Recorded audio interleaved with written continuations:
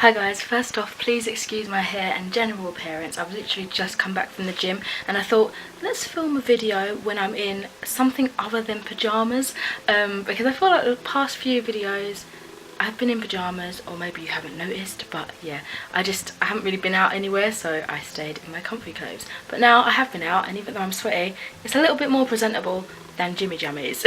Oh, plus I'm still learning how to style my hair now that it's in its natural little afro state, so do excuse that. Anyways, I've been wanting to do this video for quite a while. I feel like this is my first official YouTuber books reviews. That sounded so weird. YouTuber book reviews. So that's going to be a little series on my channel. I don't know how often I'm going to have them here, but basically whenever I read a couple of YouTuber authors' books, I'm going to try and get them hopefully with similarities, like try and group them together and then do like a group review sort of thing. So today we have Children of Eden by Graceffa and Username Regenerated by Sugg. So the other similarities of these books, excluding the fact that they're both written by YouTube authors, include they have similar names. I'm just joking about that one. That doesn't really, let's just skip.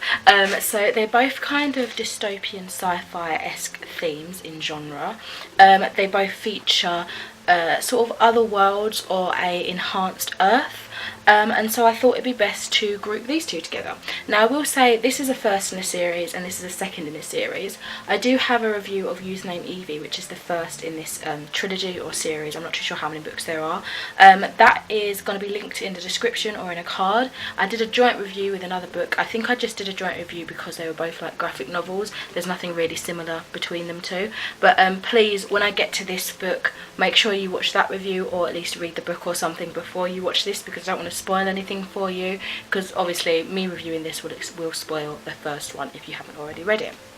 So with that being said, I think I'm going to jump in and talk with the first book that I actually read out of these two, and that will be The Children of Eden by Graceffa, which I read a few months back now. In The Children of Eden, we are in a kind of dystopian Earth where we're sort of underneath a dome. I know it's not the most unique thing in the world, but I have not read anything such as this before, so to me it was pretty unique.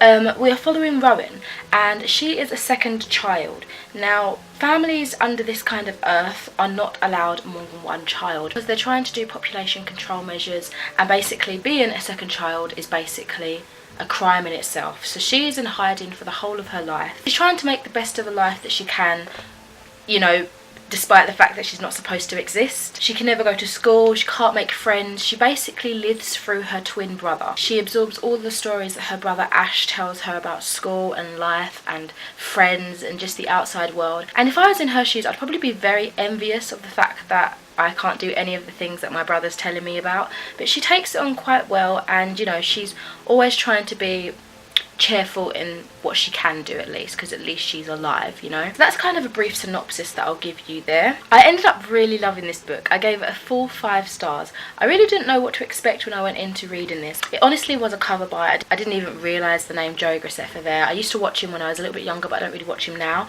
so the name wouldn't have fazed me anyway. But after I got it, I realised, oh, this is that YouTube dude, he's quite cool.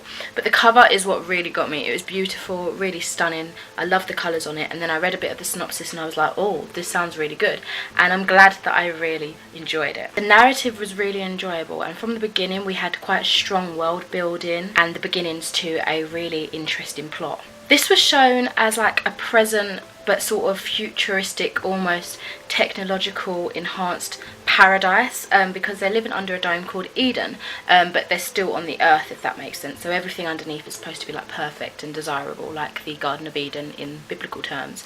But we also get glimpses of the past, on how the world got destroyed and how they had to become these people now, how they were in this situation now, and it was actually really believable. I was so engrossed in that sort of history of how that happened, and also really engrossed in the present, technically futuristic sense, you know what I mean? I haven't read much sci-fi, to be honest, so it's a little bit silly saying this maybe, but I've not come across a story quite like this, so to me, as I already mentioned, it was a very unique read.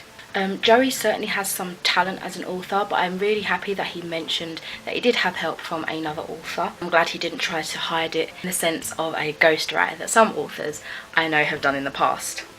no shade.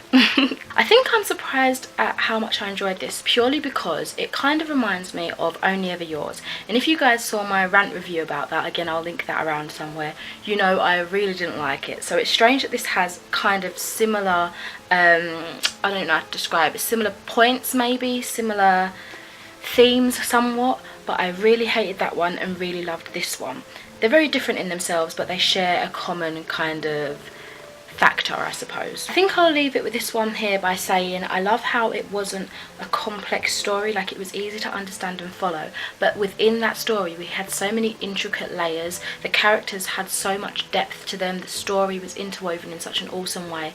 Honestly, I can't highly recommend this enough. I really enjoyed reading this and I can't wait to get my hand on the second novel. Again, I'm not too sure how many books will be in this series, if it's a duology, a trilogy or more, so if you do have the answers to that, please let me know. Let me know if you've read this book as well and what you thought about it, or if you would like to read it after seeing my review.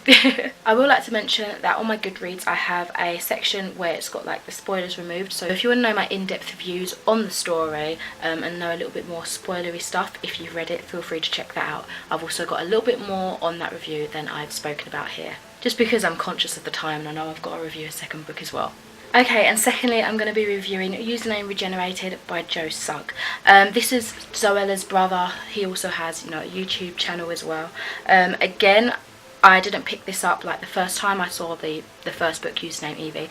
I don't think I picked it up because of the name. I saw this and I thought, oh, that's interesting. And I looked in the picture, I saw the last name and I thought, doesn't Zoella have a brother called Joe Sugg? And then that's how it linked. So these weren't really biased because of the YouTube community. I don't really watch these vloggers much anyway these days, so it's not biased in that sense, if you know what I'm trying to say. So again, please do not watch this review if you haven't read the first book, and if you have read the first book, please check out my first review before you watch this one. So I'll give you a little moment to decide what you're going to do. If you don't care about spoilers, then carry on. This is a graphic novel, and in this we are following Evie, as you may already know.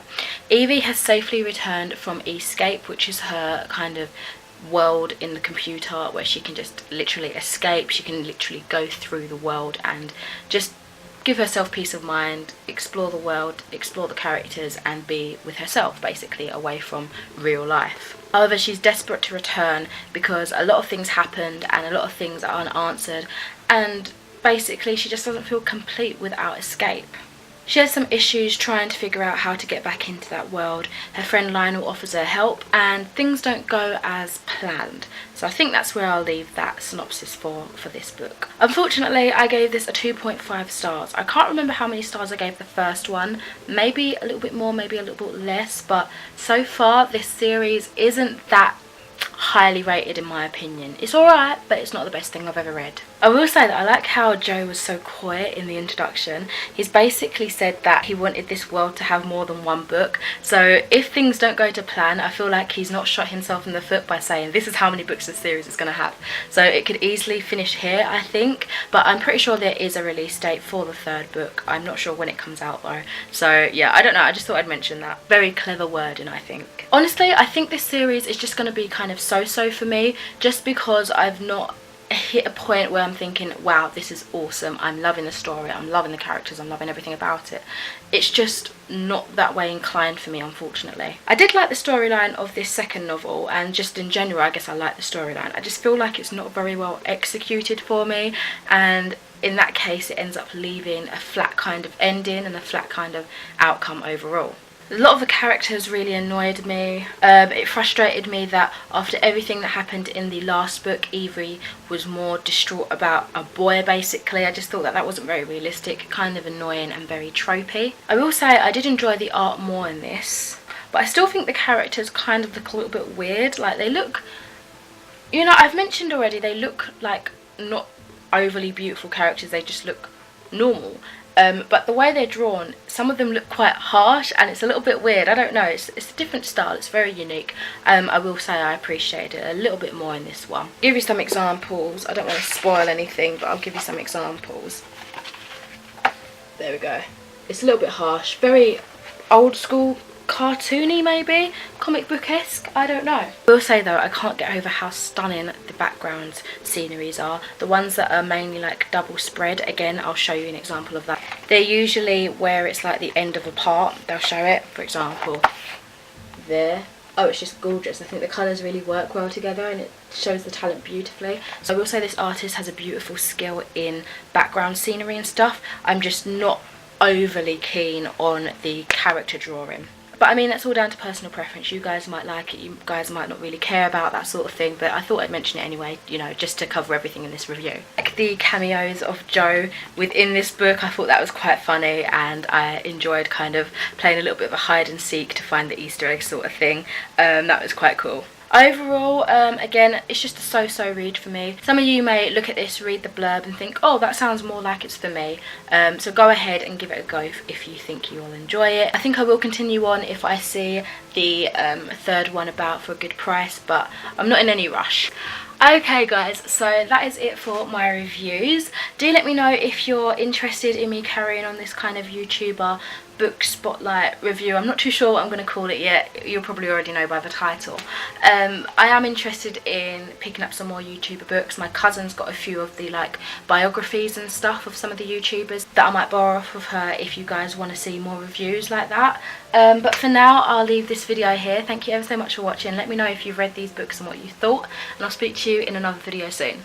Bye!